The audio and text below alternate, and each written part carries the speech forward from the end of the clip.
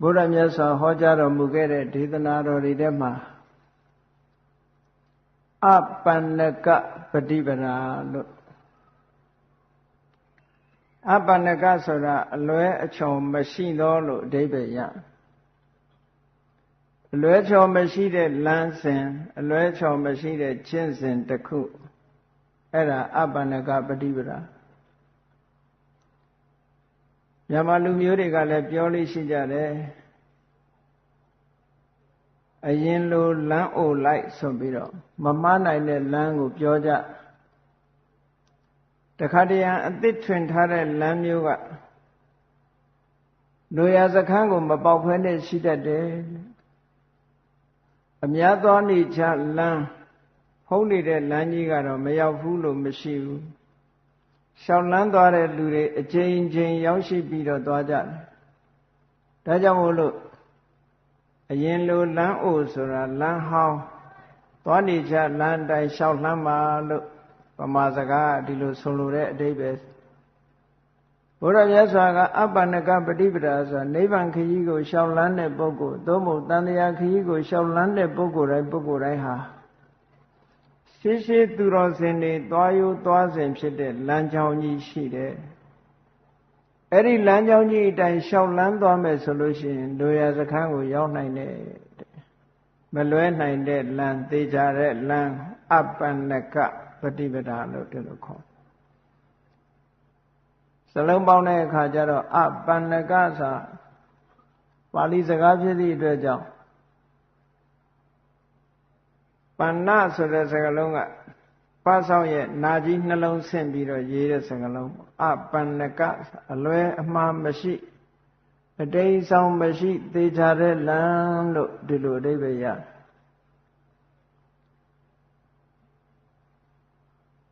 လောကမှာကအမြင်တွေကအမျိုးမျိုးရှိအပြောဆိုတွေကအမျိုးမျိုးရှိ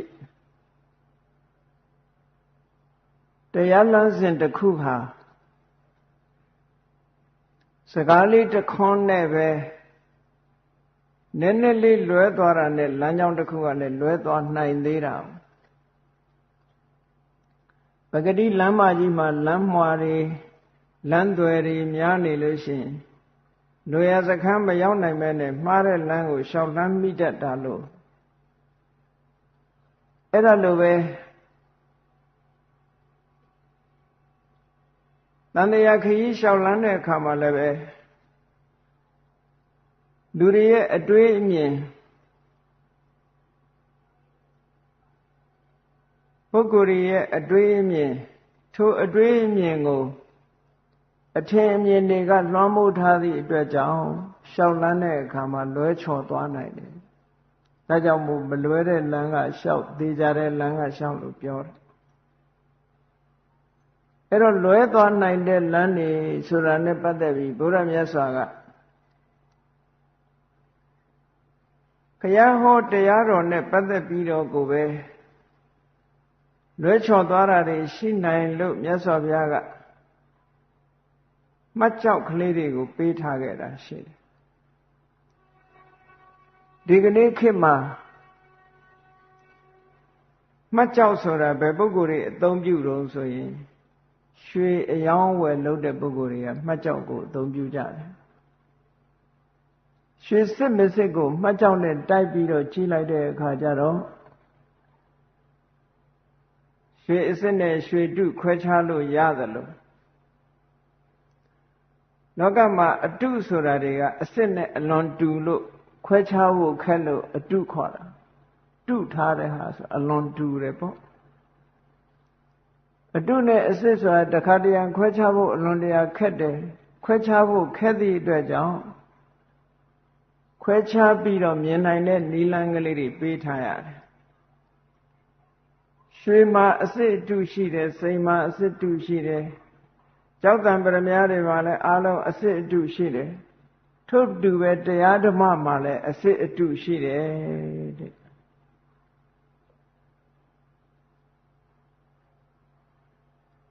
ရွှေအစစ်အတုမှာရွှေစစ်ထင်ပြီးတော့ရွှေအတုကိုဝယ်မိလိုက်လို့ရှိရင်ထိုပုဂ္ဂိုလ်ဟာ အများကြီးဆုံးရှုံးသွားတယ်ဆုံးရှုံးတယ်ဆိုတာတောင်မှတဘဝပဲဆုံးရှုံးတာပါဒီတဲ့ပို့ပြီးတော့မဆုံးရှုံးဘူးတရားအတုကိုလိုက်နာကျင့်သုံးပြီဆိုလို့ရှိရင်တန်တရားခရီးကြီးပါဆုံးရှုံးနိုင်တယ်အဲ့ဒီဆုံးရှုံးမှုကပိုကြီးတယ်လို့ပြောတာနော်ဒါကြောင့်မို့လို့တရားဓမ္မကိုကျင့်သုံးလိုက်နာကြရတဲ့ဆိုတဲ့နေရာမှာလည်းပဲအစစ်အတုခွဲခြားတတ်ဖို့စံကလေးတွေမှတ်တမ်းတင်ထားဖို့လိုသေးတယ်ဒီကနေ့ခေတ်မြန်မာနိုင်ငံမှာဓမ္မဂတိကဆရာတော်တွေဘုရားမြတ်စွာဟောကြားတော်မူခဲ့တဲ့ပိဋကတ်30နိကေ9ရပ်ဓမ္မခန္ဓာပေါင်း8400ကထုတ်လုပ်ပြီးတော့ဟောကြတယ်ဘုရားဘောတရားတိုင်းဟောတာဆိုလို့ရှိရင်တော့လွဲเสียအကြောင်းမရှိဘူးသို့သောမိမိတို့ရဲ့ကိုယ်ပိုင်အာဘော်ကလေးတွေထည့်ပြီးပြောသွားတာကြတော့လွဲသွားနိုင်သေးတယ်လွဲသွားနိုင်တော့အငင်းပွားเสียလေးတွေဖြစ်ပေါ်လာတဲ့ဓမ္မနဲ့ပတ်သက်တဲ့အငင်းပွားเสียလေးတွေဖြစ်ပေါ်တပားကလည်းဒါဖျားဟောလို့ပြောသွားတယ်နောက်တပားကလည်းဒါဖျားဟောတာမဟုတ်ဘူးလို့ပြောသွားတယ်ဟောဒါအငင်းပွားเสียတစ်ခုဖြစ်လာတပားကဒါပိဋကတ်ထဲပါတယ်တပားကပိဋကတ်စာပေထဲမပါဘူးလို့ဆိုလို့ရှိရင်အငင်းပွားเสียတစ်ခုဖြစ်လာတယ်ပေါ့အဲ့ဒါလို့အငင်းပွားเสียတွေမရှိဘူးမဟုတ်ရှိတန်တရားသာသနာတော်ရဲ့သမိုင်းမှာမြောက်များစွာပေါ်ထွန်းခဲ့တာဒါကြောင့်မို့အဘိဓမ္မာ9ကျမ်းမှာအပါဝင်ဖြစ်တဲ့ကထာဝတ္ထုကျမ်းဆိုတာအဲ့ဒီအယူဆရေးရာတွေနဲ့ပတ်သက်ပြီးတော့မတူညီတဲ့အယူဝါဒတွေဖြည့်ရှင်းဆုံးဖြတ်ပေးတာကထာဝတ္ထုဆိုတဲ့အဘိဓမ္မာ9ကျမ်းနဲ့တကျမ်းဟာမတူညီတဲ့အယူဆတွေမှားယွင်းတဲ့အယူဆတွေကိုစစ်စစ်ဆုံးဖြတ်ပေးထားတဲ့ကျမ်းစာတစ်ခုဖြစ်တယ်အဲ့ဒါကြောင့်မို့လို့ကထာဝတ္ထုကိုဘာသာပြန်တာမြန်မာနိုင်ငံကအရင်တော့ရစ်မျိုးမင်းကြီးဥရွှေစံအောင်ဆိုကမ္ဘာမှာပထမဆုံးပါဠိဘာသာကနေပြီးတော့အင်္ဂလိပ်ဘာသာပြန်ဆိုပေးတယ်သူပြန်တဲ့အင်္ဂလိပ်လိုနာမည်ကို points of controversy points of controversy ဆိုတာကအငင်းပွားเสียအချက်များလို့ဒီလိုပြောတာနော်ဘုရားရဲ့တရားဓမ္မနဲ့ပတ်သက်ပြီးတော့လည်းအငင်းပွားเสียအချက်ရှိတာပါအရာခသိမ်းမှာအငင်းပွားเสียအချက်ဘုရားဟောတာကအငင်းပွားเสียမဟုတ်ဘူးတင်ပြတဲ့ပုဂ္ဂိုလ်တွေရဲ့အယူအဆအတွေးခေါ်တွေနဲ့ပြောလိုက်ပြီဆိုရင်အငင်းပွားเสียတွေအများကြီးဖြစ်သွားတယ်မြတ်စွာဘုရားဟောထားတဲ့တရားကတော့အမှန်တိုင်းပဲမြတ်စွာဘုရားတရားတော်ကိုထပ်ဆင့်ဟောပြောတဲ့ပုဂ္ဂိုလ်တွေရဲ့ problem of interpretation ပေါ့ interpretation problem လို့ခေါ်တယ်ဘာသာပြန်မှုရဲ့ပြဿနာတွေပေါ့ interpret လုပ်တဲ့အခါမှာပြဿနာဆိုတာအဓိပ္ပာယ် interpretation ဆိုတာအဓိပ္ပာယ်ဖော်ဆောင်တာအဓိပ္ပာယ်ကောက်ယူချက်တွေကလွဲမှားတယ်အဲ့ဒီလိုလွဲမှားစွာအဓိပ္ပာယ်ကောက်ယူလိုက်မယ်ဆိုလို့ရှိရင်လမ်းကြောင်းဟာလွဲသွားနိုင်တယ်ဘုရားရဲ့ဆိုလိုချက်တွေမြတ်စွာဘုရားရဲ့အာဘော်တွေမရှိတော့ဘူးပုဂ္ဂိုလ်တူတယောက်ရဲ့အာဘော်တွေဖြစ်သွားပြီးတော့လွဲမှားသွားတယ်ဒီလိုလွဲမှားမှုမျိုးကမြတ်စွာဘုရားလက်ထက်ကတည်းကကိုရှိခဲ့တာဒီကနေ့ခေတ်မှာ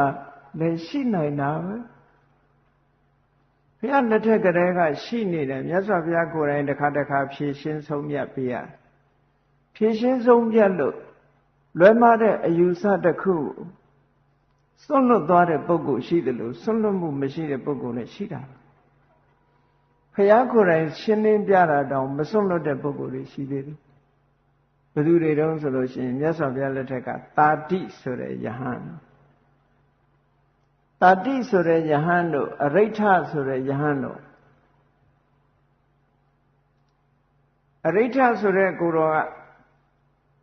မြန်မာလိုပြောရင်တော့ဥရိဋ္ဌပေါ့နော်အဲ့ဒီဘုန်းကြီးကဇာတပေတဘုန်းကြီးတွေပါပဲအဲ့တော့ဘုန်းကြီးတွေလည်းဇာတပေတဆိုတဲ့အတိုင်းမလွဲမှားဘူးလို့မအောင်မေ့နဲ့ အရိဋ္ဌဆိုတဲ့ယဟန်ကသတ္တပေတယဟန်ကြီးသို့သောသူရဲ့အတွေးခေါ်မှားယွင်းမှုကြောင့်သူတင်ပြတဲ့စကားရဟာချွတ်ချော်တိမ်ပါ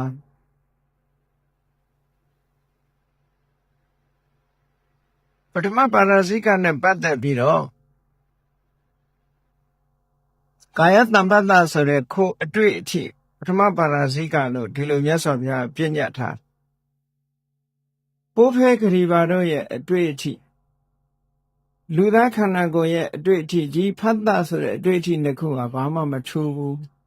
ဒါကြောင့်မို့လို့ပါရဇိကလို့ပြညတ်ထားမမှန်ဘူးလို့ဆိုတဲ့အတွေ့အခေါ်တစ်ခုတွေ့ရစလွဲမှားစွာနှိုင်းရှင်မှုပေါ့တခါတခါကျတော့နှိုင်းရှင်ကြည့်တာလွဲမှားသွားလို့ရှင်လမ်းကြောင်းဟာလွဲသွားတယ်အဲ့တော့သူကမြတ်စွာဘုရားကဒီအလုံးဟာမလုံးသင့်ဘူးဇံပဲဖို့ရဲ့အန္တရာယ်ဖြစ်တယ်ဆိုလိုတာကဇံမရနိုင်ဘူးမရနိုင်ဘူးနတ်ပြည်မရောက်နိုင်ဘူးနတ်ပြည်လမ်းကြောင်းရဲ့အန္တရာယ်ဖြစ်တယ် obstacle ပေါ့အဟန့်တားဖြစ်တယ်လို့ဟောထားတဲ့တရားတွေဟာ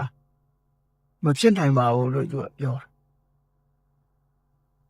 အဲ့ဒါဘုရားရှိတုံးကိုပဲဒီ controversy ဆိုဖြစ်ပေါ်လာတယ်ကျန်တဲ့ယဟန်တွေကဝိုင်းဝန်းပြောဆိုလို့မရလို့ဘုရားစီပို့တော့ဘုရားကလည်းရှင်းပြပေးမယ်သူမလိုက်နာတတိဆိုတဲ့ယဟန်ကတော့အယူဝါဒရေးရနဲ့ပတ်သက်လာတဲ့အခါမှာသူကဘာဆွဲမြဲထားတော့ဆိုလို့ရှိရင်လူတွေရဲ့ခန္ဓာကိုယ်မှာရှိတဲ့အသိစိတ်ကလေးအဲ့ဒီစိတ်ကလေးဟာခံစားတတ်တယ်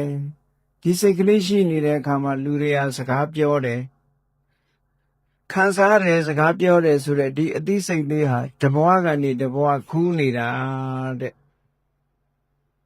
ဒီဘဝဒီခန္ဓာကိုယ်ကြီးဟောင်းသွားတဲ့အခါနောက်ဘဝခန္ဓာအသစ်ရှာပြီးတော့ခူးသွားတယ်ဒီလိုသူကဗမာလိုပြောမယ်ဆိုဝိညာဉ်ကလေးပေါ့ဗမာတွေပြောတဲ့ဝိညာဉ်ကလေးလက်ပြကလေးပေါ့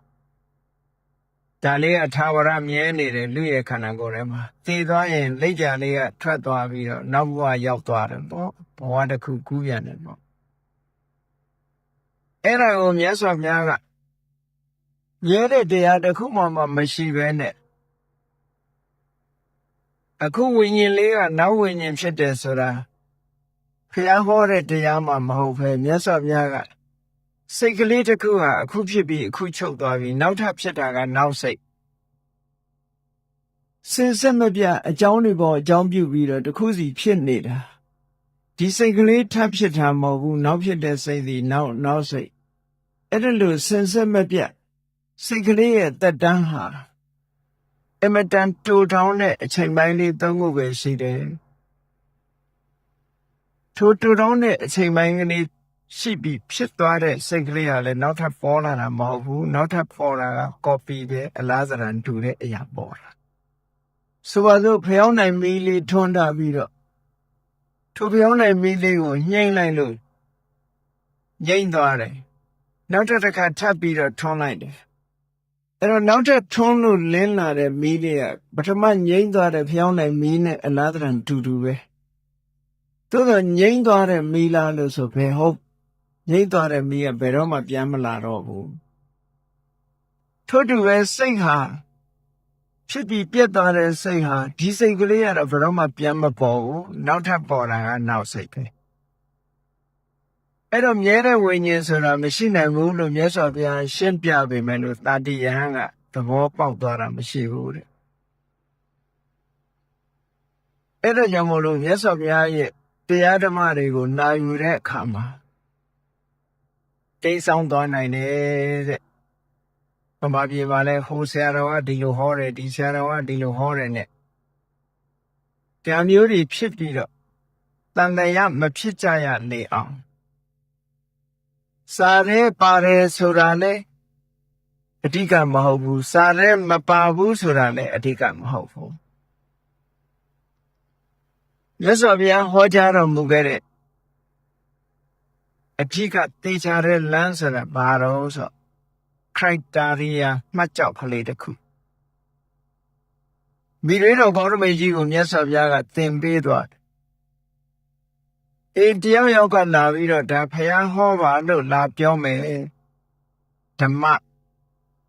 မှန်ကန်တဲ့တရားဝိနည်းဖယားရဲ့အဆုံးအမဝိနည်းဆုံးမချက်တတ္ထုသာသနာမြတ်စွာဘုရားရဲ့ဩဝါဒလို့တစုံတစ်ယောက်ကနေအတည်ပြုပြီးတော့လာပြောမယ်ဆိုလို့ရှိရင်တဲ့မှတ်ကြောက်တင်ကြည့်လိုက်ပါ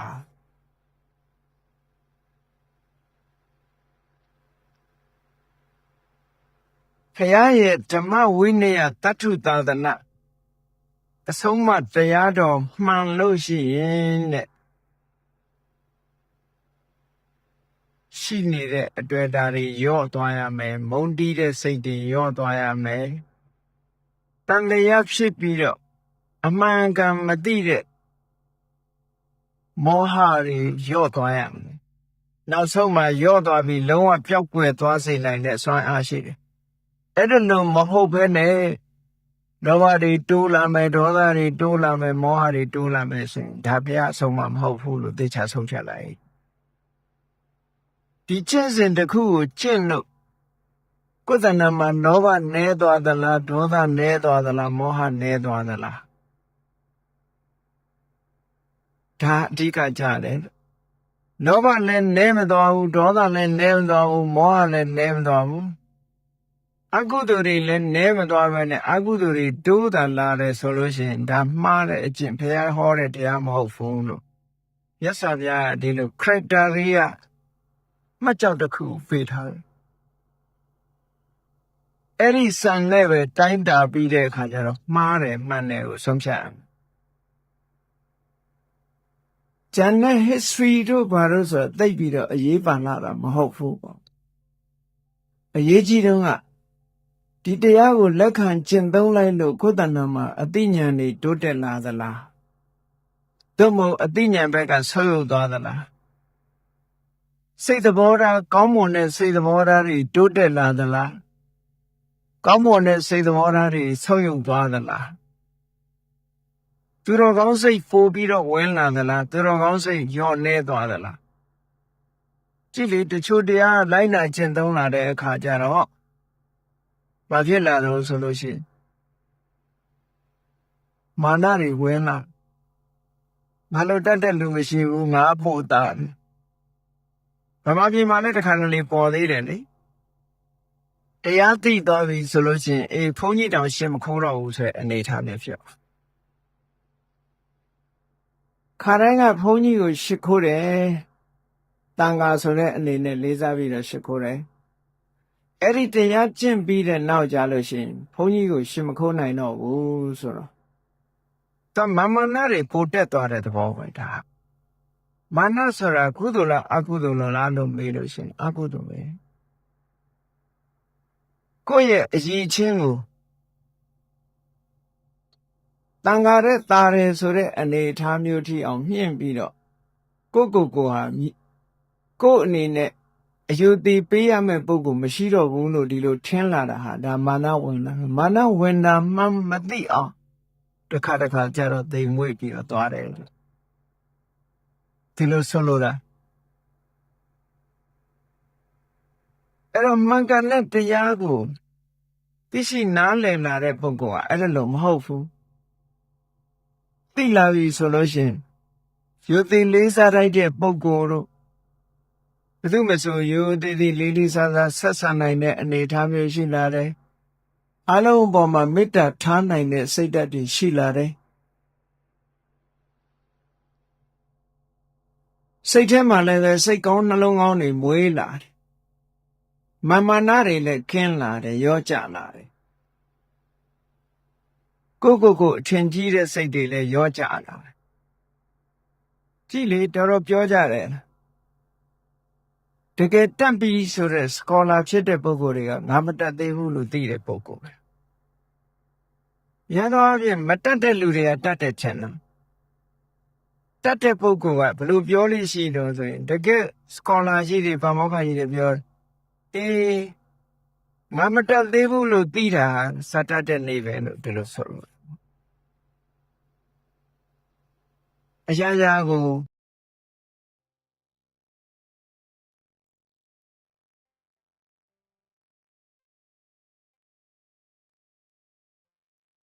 ဘာပင်နေမှာစဘာသီးသီးစဘာသီးထဲမှာအဆံပြည့်တဲ့စဘာနဲ့အဆံမပြည့်တဲ့စဘာနှစ်ခုရှိအဆံပြည့်တဲ့စဘာဟာငိုက်ကြလာ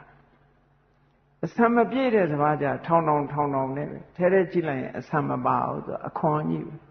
အဲ့ဒီအခွန်နေကြီးဆိုရင်ပိုးထောင်တယ်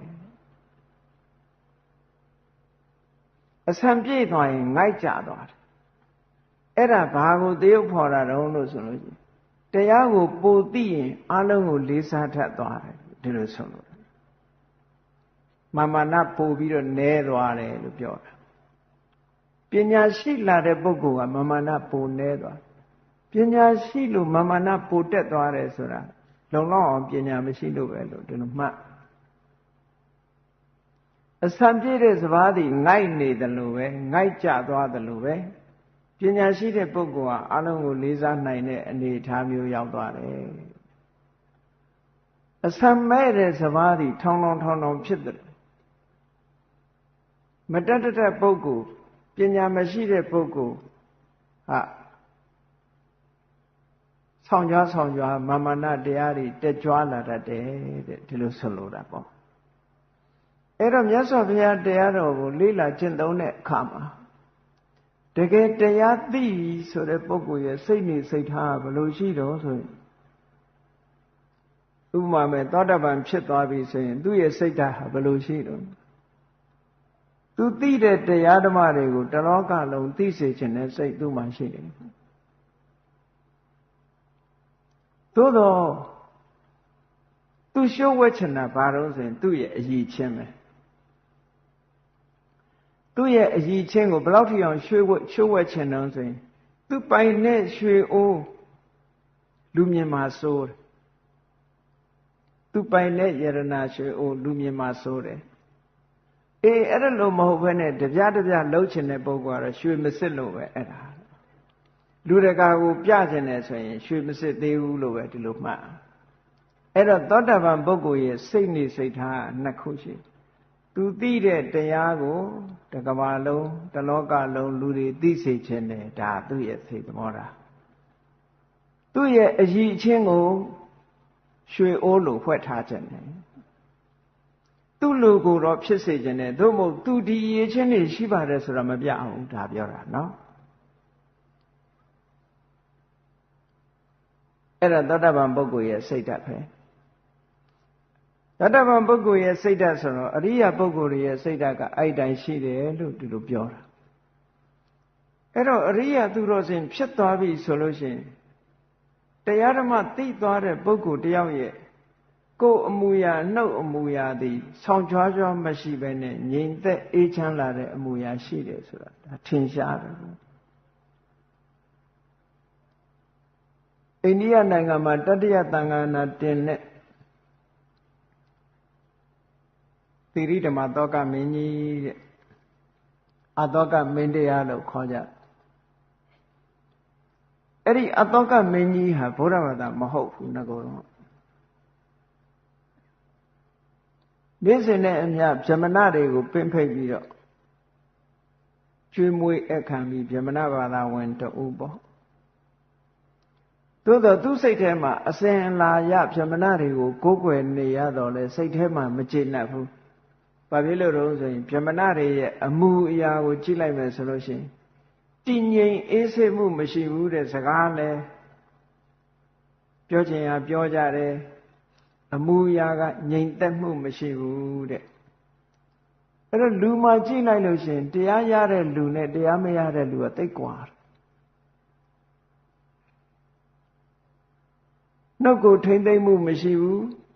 နှုတ်ထိမ့်သိမ့်မှုမရှိတာစိတ်ကိုထိမ့်သိမ့်မှုမရှိဘူးကိုယ်အမူအရာကိုထိမ့်သိမ့်မှုမရှိဘူးကိုယ်အမူအရာထိမ့်သိမ့်မှုမရှိတာလည်းပဲစိတ်ရဲ့ငြိမ်းချမ်းမှုမရှိလို့ပဲအဲ့ဒါလို့ကိုယ်အမူအရာငြိမ်သက်သွားတယ်နှုတ်အမူအရာငြိမ်သက်သွားတယ်ဆိုတဲ့ပုဂ္ဂိုလ်ဟာဒါတရားထုတရားမြတ်ရှိတယ်လို့အကဲခတ်လို့ရတယ်ပေါ့ဒီနေ့ကျတော့နိရောဓသာမဏေဆို9နှစ်အရွယ်ကိုရင်လေးတစ်ပါးသူနန်းရင်ပြင်ကနေဖြတ်ပြီးတော့ဆုံးခံကြွသွားတာ ကိုရင်လေးပေမဲ့လို့ကြီးလိုက်တဲ့အခါကျတော့သွားရလာတာတဲအိမ်တွေရလူလည်းကြီးလိုက်ရင်သိတယ်လေအိမ်တွေရသလားပြောရဆိုတာအိမ်တွေရသလားမျက်နှာပိုးသေးသလားနေတာထိုင်တာဟောတည်တည်တတ်တတ်ရှိရလားဆိုကြည့်လိုက်တယောက်နဲ့တယောက်မတူအဲ့ဒါလို့နိုင်ရင်ပြင်ကဖြတ်သွားတဲ့ဏိကျောရသာမဏေလေးကိုမြင်လိုက်တဲ့အခါကျတော့အတောကမင်းကြီးရဲ့ဘလို့တွေးမိတုံးဆိုကြည်စမ်းမှဒီကလေးဒီပြင်ကလေးတွေဆိုရင်ဆော့သွားမှာပေါ့နော်ပြေလွှာခုံပေါက်ဆော့ကစားဆိုတဲ့အမူအရာလုံးဝမရှိဘူးတကယ်ကိုလူကြီးအိမ်တွေနဲ့မထေကြီးတစ်ပါးကြွသွားသလိုပဲစက်ခုံတွေချပြီးတော့သူ့လမ်းလေးသူငြိမ်ငြိမ်သက်သက်ရှောက်သွားတာကြည့်လိုက်သူဘာတွေးမိတော့ဆိုရင်အေးကလေးအရွယ်ဆော့တဲ့ပြေးတဲ့အရွယ်လေးဒီလောက်ငြိမ်သက်နေတယ်ဆိုတော့သူ့ရဲ့နှလုံးသားထဲမှာထူးခြားတဲ့တရားရှိလောက်တယ်ဒီအတွေ့မျိုးသူတွေးလိုက်တာအဲ့ဒီတွေးလိုက်တာနဲ့တပြိုင်နက်သဘောပေါက်သွားပြီဒီကွင်လေးရဲ့နှလုံးသားထဲတရားရှိမရှိသူစမ်းကျင်လာတယ်ဒါကြောင့်မလို့နန်းတော်ကိုပင့်ပြီးတော့ကွင်လေးကလည်းရောက်လာတဲ့အခါကျတော့သူ့ရဲ့ကြီးတဲ့ယဟန်ရှိမရှိကြည့်ပြီးရှင်မင်းထိုင်တဲ့ရာဇပလင်ပေါ်မှာထိုင်လိုက်တယ်ကောသအတောကမင်းကြီးကသိသဘောကျသွားပြီသူကအမူအရာကြည့်တာနဲ့ရင်ထဲကတရားကိုခံမှန်းနိုင်သွားပြီဒါကြောင့်မို့လို့ဒီကွင်လေးအကြောင်းကိုမေးမြန်းစုံစမ်းပြီးနောက်ဆုံးသူ့ကိုတရားလေးတစ်ပုဒ်ဟောပါဆိုတော့ကွင်လေးကလည်းသူသိတဲ့တရားသူဟောတယ်အပမာဒောအမတပဒံပမာဒောမစ္ဆုနောပဒံမြတ်စွာဘုရားကဟောတယ်တဲ့ကာမဂုဏ်အာယုန်တွေထဲမှာစိတ်ဆိုင်နေတာကိုပမာဒလို့ခေါ်တယ်နော်ကာမဂုဏ်အာယုန်တွေပမာဒမေ့လျော့တယ်ဆိုတော့လူတွေကတခြားသွားတွေ့နေမေ့လျော့တယ်ဆိုတာဘာမှမလုပ်ဘဲနဲ့မေ့နေတာလူတွေပြောကြတယ်လေအရာထဲဟာငါသွားเสียရှိတယ်မေ့နေလိုက်တာအဲ့ဒီအမေ့မျိုးကိုပြောတာမဟုတ်ဘူးသွားเสียတွေသွားလှုပ်เสียတွေလှုပ်နေတဲ့ဒီဟာမျိုးကိုပြောတာမဟုတ်ဘူးမေ့တယ်ဆိုတာဘာလို့ဆိုရင်ကာမဂုဏ်ကိစ္စအပျော်ပါးကိစ္စတွေထဲမှာစိတ်ကိုလွတ်ထားတာတရားဓမ္မဘက်ကိုလှည့်ဖို့မကြည့်ဘူးအဲ့ဒါမေ့နေတာလို့ခေါ်တယ်အလုတ်ကိစ္စတွေနဲ့ပဲနှစ်မြုပ်ထားတာဒါမေ့နေတယ်လို့ပြောတယ်ဟိုလိုမေ့တာမဟုတ်ဘူးမြတ်စွာဘုရားဆိုလိုတဲ့အပမာဒလို့ဆိုတာကာမဂုဏ်အာယုန်တွေထဲမှာစိတ်ကိုနှစ်မြုပ်မထားဘူးကာမဂုဏ်အာယုန်တွေဆိုတာဘာလို့ဆိုရင်နေ့စဉ်နဲ့အမျှလူဘဝမှာနေကြတယ်စာဝနေရေးကိစ္စတွေပဲလုပ်တယ်မိသားစုကိစ္စတွေပဲလုပ်တယ်စီးပွားရေးကိစ္စတွေပဲလုပ်တယ်တခြားကိစ္စတွေပဲလုပ်တယ်ကုသိုလ်ကောင်းမှုဘက်ကိုစိတ်ကိုလုံးဝမလှည့်ဘူးအဲ့ဒါလို့တမန်ကိစ္စတွေထဲမှာစိတ်ကိုနှစ်မြုပ်ထားတာကိုမေ့တယ်လို့ပြောတာအဲ့ဒါကိုပြောတာပမာဒဆိုတာအဲ့ဒါကိုဆိုအပမာဒဆိုတာအဲ့ဒါပြောတာမဟုတ်ဘူးတဲ့အပမာဒဆိုတာအဲ့ဒီရဲ့ဆန့်ကျင်ပဲကုသိုလ်ကောင်းမှုလုပ်ဖို့စိတ်ကိုဥတည်လာတာဒါနကောင်းမှုလုပ်ဖို့စိတ်ကိုလှည့်လာတယ်သီလဘက်ကိုစိတ်ကိုလှည့်လာတယ်သမာဓိဘက်ကိုစိတ်လှည့်ထားတယ်ဒီကိစ္စတွေကပိုအရေးကြီးတယ်လို့တတိထားလာတယ်အဲ့ဒါအပမာဒပါပမာဒောသဗ္ဗပမာဒောသဗ္ဗဝိပ္ပတ္တိနံမူလံကာမဂုဏ်အာယုန်တွေထဲမှာစိတ်ကိုနှစ်မြုပ်ထားတာဟာပျက်စီးမှုအလုံးရဲ့အခြေမြစ်ပဲလို့ဆိုလို့ပျက်စီးမှုအလုံးဆိုတာကာမဂုဏ်အာယုန်တွေထဲနှစ်မြုပ်ထားတော့တရားဓမ္မလမ်းကြောင်းနဲ့သွေဖယ်ပြီးတော့နေသည့်အတွက်ကြောင့်အကုသိုလ်တွေလုံးမိတယ်အကုသိုလ်တွေလုံးမိတဲ့အတွက်ကြောင့်ဘဝကြီးတစ်ခုလုံးပျက်စီးသွားတယ်တန်တရားထဲမှာနစ်မြုပ်သွားတယ်ဒါပျက်စီးခြင်းပဲအဲ့လိုမဟုတ်ဘဲနဲ့ကာမဂုဏ်အာယုန်တွေဘက်ကိုသာအချိန်မဖြုံးဘဲနဲ့တရားဓမ္မဘက်ကိုဥလီပြီးတော့တရားဓမ္မကိုတတိယထားတာတတိထားလာတာလူဘဝရလာရင်ဒါနကောင်းမှုလည်းလုပ်ရမယ်သီလကောင်းမှုလည်းစောင့်တည်ရမယ်ဘာဝနာကောင်းမှုလည်းလုပ်ရမယ်တရားဓမ္မဟာမမေ့လျော့သင့်ဘူး အခြားကိစ္စဆိုတာဘဝတစ်ခုရလာသည့်အတွက်ကြောင့်မတတ်တာလို့လုံးကြရတဲ့အလုပ်တစ်ခုအနေနဲ့ထားတယ်တရားဓမ္မကအဓိကအလုပ်လို့ဆိုတာကိုသိမြင်လာပြီဆိုရင်ဒါအပ္ပမာဒလို့ခေါ်တယ်ပေါ့အဲ့ဒါကိုကိုရင်လေးကရှင်းပြီးတော့ဟောတယ်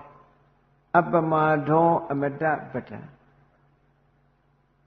ကာမဂုဏ်အာယုန်တွေကစိတ်ကိုခွာပြီးတရားဓမ္မပဲဥလည်ပြီးတော့နေတဲ့အပ္ပမာဒတရားဟာအစင်ထာဝရမသေးရတဲ့နိဗ္ဗာန်ရဲ့အကြောင်းတရားဖြစ်ပါတယ်တဲ့ပမာဒောမစ္ဆုနောပရံကာမဂုဏ်အာယုန်တွေထဲမှာဥလှည့်ထားမယ်ဆိုလို့ရှိရင်တန်တရားထဲမှာခဏခဏမွေးဖွားရတော့ခဏခဏသေရခြင်းရဲ့အကြောင်းဖြစ်ပါတယ်အပ္ပမတ္တာနာမယန္တိယေပမတ္တာယထာမတာကာမဂုဏ်အာယုန်တွေဘက်သာဥလှည့်မနေပဲနဲ့တရားဓမ္မဘက်ကိုဥလဲပြီးတော့မမေ့မလျော့တဲ့ပုဂ္ဂိုလ်တွေဟာကုသိုလ်ကောင်းမှုရေးရမှာသူသေးနေတာမဟုတ်ဘူးတဲ့ကောင်းတဲ့ဘက်ကိုဥလှည့်ပြီးတော့လုံနေသည့်အတွက်ကြောင့်မသေးတာနဲ့တူတူပဲတဲ့ဟောဒီစကားလေးကိုဟောလိုက်တဲ့အခါကျတော့အတောကမင်းကြီးကသဘောကျပြီဘုရားဘာသာပဲခုပြောင်းသွားတာကြည့်မှန်ကန်တဲ့အတွေးနဲ့ဒီအရိယသူမွန်တွေရဲ့အနေအထားဆိုတာအဲ့ဒါမျိုးလို့ဒီလိုဆိုလို့တယ်ပေါ့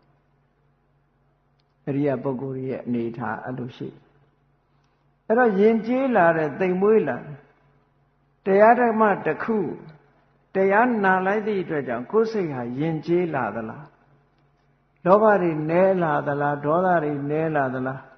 အရင်တော့ကတနေ့ကိုစိတ်10ခါလောက်ဆိုရင်အခုတရားနာပြီးတဲ့နောက်မှာတစ်ခါတောင်မှပဲအနိုင်နိုင်ဆိုတော့တယ်ဆိုဒါတိုးတက်မှုလို့ခေါ်တာပေါ့လောဘဖြစ်တဲ့အချိန်လဲနည်းလာပြီဒေါသဖြစ်တဲ့အချိန်လဲနည်းလာပြီဆိုရင်ဒါတိုးတက်မှုအဆင့်လို့ပြောတယ်မြတ်စွာဘုရားကလည်းအဲ့ဒီစံကိုပေးထားခဲ့တာတရားမှန်သလားမှားသလားဆိုတာအဲ့ဒီစံနဲ့ပဲတိုင်းပါတဲ့ criteria လို့ဆိုတယ်ဒီစံနဲ့ပဲဒီမှတ်ကြောက်ပုံမှာတင်ကြည့်ပါသူများကိုသွားမေးเสียမလိုဘူးကိုယ့်ရဲ့တိုးတက်မှုဆိုးရုံမှုသည်ကိုယ့်ပုံမှာသာရှိပါတယ်ဒါကြောင့်မို့မြတ်စွာဘုရားကသုတ်တန်တစ်ခုမှဆိုဟောထားတယ်သူများစိတ်ကိုမသိချင်နေပါစေတဲ့ကိုယ်စိတ်လေးတော့ကိုသိအောင်ကြိုးစားပါလို့ပြောတာသူများစိတ်သိဖို့ဆိုတာလွယ်တာမဟုတ်ဘူးလေများသောအားဖြင့်လူတွေကသူများအကြောင်းသိဖို့ကြိုးစားကြတာများကိုယ်အကြောင်းတော့ကိုသိတယ်ထင်တာ哦အဲ့တော့ကိုယ်အကြောင်းကိုကိုသိအောင်ကြိုးစားပါအထူးသဖြင့်ကိုယ်စိတ်လေးကိုသိအောင်ကြိုးစားပါလို့ဒီလိုပြောတာသိအောင်ကြိုးစားမယ်ဆိုဘာတွေသိအောင်ကြိုးစားရမှာတော့လို့ဆို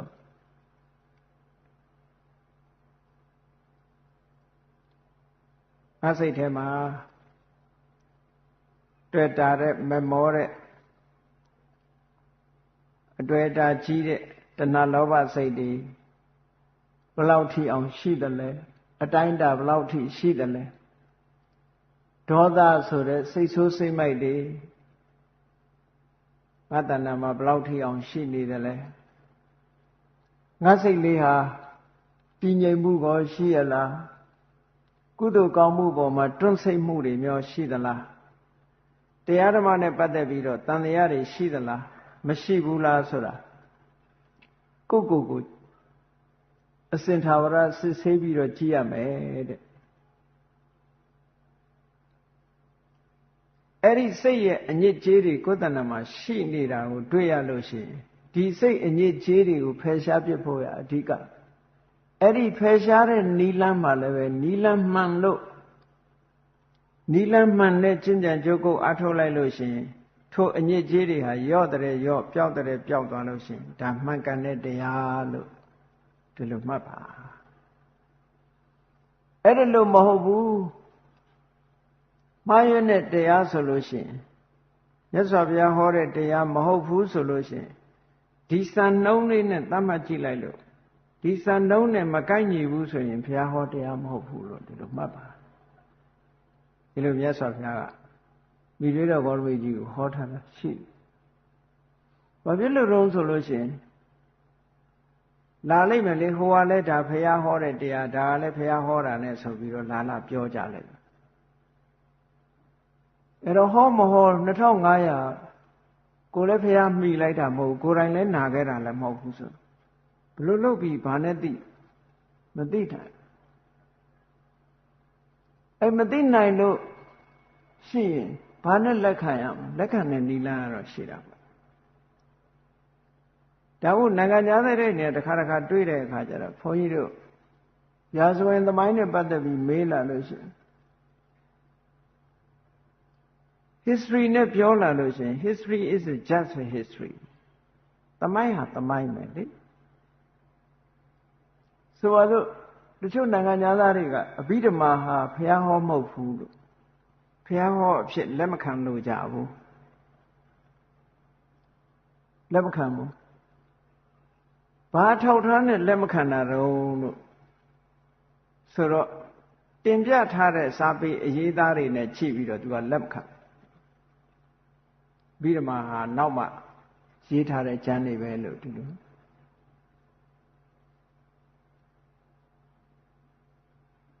ဘုန်းကြီးတို့အဘိဓမ္မာကိုဘုရားဟောလို့ဘာဖြစ်လို့လက်ခံရလဲလို့ဆိုမြတ်စွာဘုရားဟောပါတယ်လို့အလုံးလက်ခံထားတဲ့သုတ်တန်တွေနဲ့နှိုင်းယှဉ်ကြည့်လိုက်မယ်ဆိုရင်အဘိဓမ္မာဒီသုတ်တန်တွေတဲကအစီအနှစ်ထုတ်ပြီးရေးထားတာတွေကြီး essence of teaching ပေါ့မြတ်စွာဘုရားရဲ့သင်ကြားချက်တွေအနှစ်သာရတွေအလုံးရှင်းရှင်းလင်းလင်းဟာသုတ်တန်ရဲ့အဓိပ္ပာယ်တွေထိအောင်ရှင်းရှင်းလင်းလင်းဟာအဘိဓမ္မာမှာရှင်းပြထားတာရှိရှင်းပြထားသည့်အတွက်ကြောင့်သုတ်တန်နဲ့အဘိဓမ္မာကွဲပြားခြားနားမှုဆိုတာမရှိသလားမရှိဘူးသုတ်တန်ထဲမှာကြည့်ရင်မပြည့်စုံတဲ့ဟာအဘိဓမ္မာထဲကျပြည့်ပြည့်စုံစုံသိရတယ်ဒါကြောင့်မို့လို့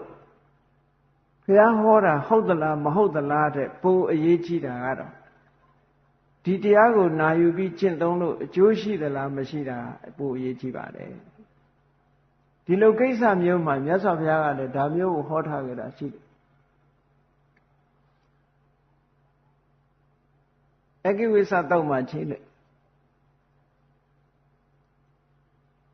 ရှင်းတော့ကတော့အဝေးရနဲ့ပြစ်တဲ့လက်နဲ့ဟာမြားပဲရှိတာပေါ့ခုခေတ်တော့တနတ်ပေါ့နော်ရှင်းတော့ကအဝေးကနေပြစ်လိုက်တယ်မြားထံစူးလာတဲ့မြားမှန်ခံရတဲ့ပုဂ္ဂိုလ်တယောက်ဟာ